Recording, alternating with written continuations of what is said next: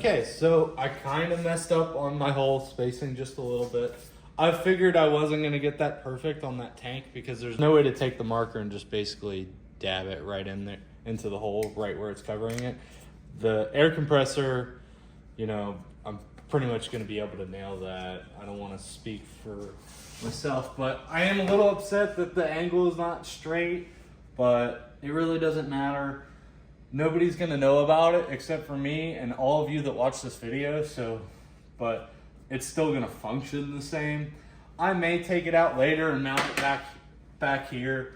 Who knows? That's if I really give a shit, but I really don't. As long as it functions, that's what matters. So I'm gonna get to back into mounting the air compressor right now. I just figured I'd give you guys a little update.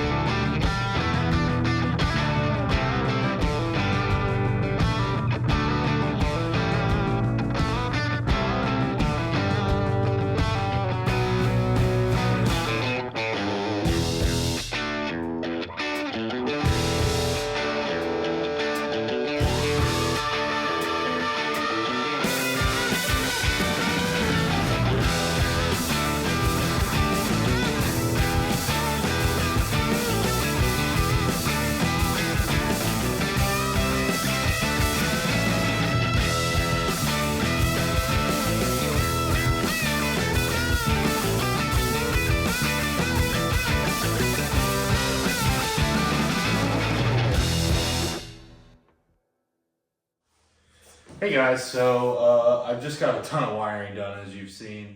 I've got the level sender for the fuel tank all wired up to the dash. I have the onboard air system, I completely wired it. And I have a signal wire that goes to the dash to let me know when the onboard air turns on. There's a couple reasons why I wanted to do that. It's so that if I'm in the pits or something like that and I see that it keeps coming on, I know that I need to keep the car running so that I can have all of the dome pressure that I need when I'm making a pass. Or if obviously the car is not making any boost or any power and the onboard air light is on, clearly I've got a leak or something is going on. So I know to let out of the pass and not try to, hurt the engine or anything like that. Or just put wear on it that I don't need to put on it. Another thing I need to do the line lock, and I'm probably going to do like 3 things for that. I'm going to mount it inside the car. I've got a traction control button for like an 0304 Mustang because I have a doubled in now for when I put my touchscreen radio for this car. So I figured I'd do something with those button slots that I have, which is to repurpose the traction control button for a line lock button.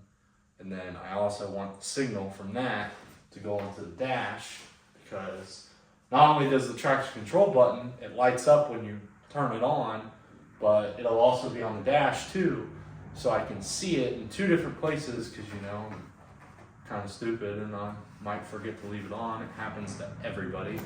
And then the last one is a scramble button. I don't know how I'm going to do that yet. because I don't even know how I'm going to set the scramble button up. I don't know how. I'm going to have to figure that out.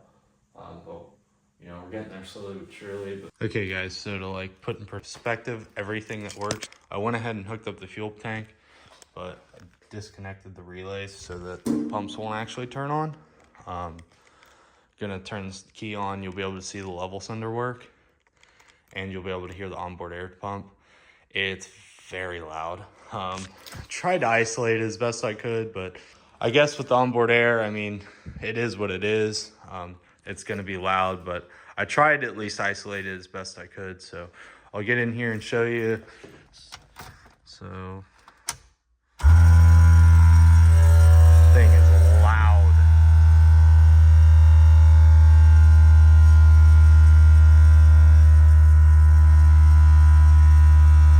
And you can see the level sender is working and the onboard air status is on.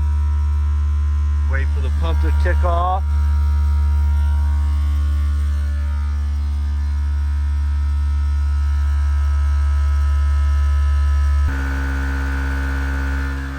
A few moments later. I literally turned the video off and the pump came off. And then just like that, the status symbol came off. Sounds like I got an air leak, which is fine. I probably know exactly where it is. Right at the fitting. That's fine. Totally okay with that. It is what it is. But I like that. You know, I got all of the stuff that I wanted up here. I got it working. You know, next is just to take care of the line lock over there and get a status for that, and should be good to go. I mean, I'm really excited about the fuel level more than anything. That's specifically why I bought this dash, so I can actually properly monitor everything and not have like 1,000 gauges on the A-pillar. But like now that now that everything's actually working, I'm just so excited about it. Just the build's coming along really well. Funny thing too, this car has 65 pounds of cranking oil pressure. Like, that is insane. Oh, see, look, it actually came back on too. I love that. It cannot go wrong with that. Like, that is sick. That is the shit that I need to know. I mean, obviously I'm gonna hear it. Come on. There's no question about that. But like, still, just, you know, when you're, I'm sure this car is gonna vibrate way more than that pump does when it's making a pass down the track or when it's on the two-step or whatever, you know. I'm sure this thing isn't gonna run smooth, but I also got a nice little pressure relief valve up top. And that's just a safety, so it's good to have that. But I think I'm going to get started on the line lock probably tomorrow morning. I'm going to call it a night. But it looks like everything's turning out pretty well. I'm excited. You know, I've been wanting to do all of this stuff for a pretty long time. And now that's just all coming together. I couldn't be happier. So I'll catch you guys in the morning and we'll get back at it.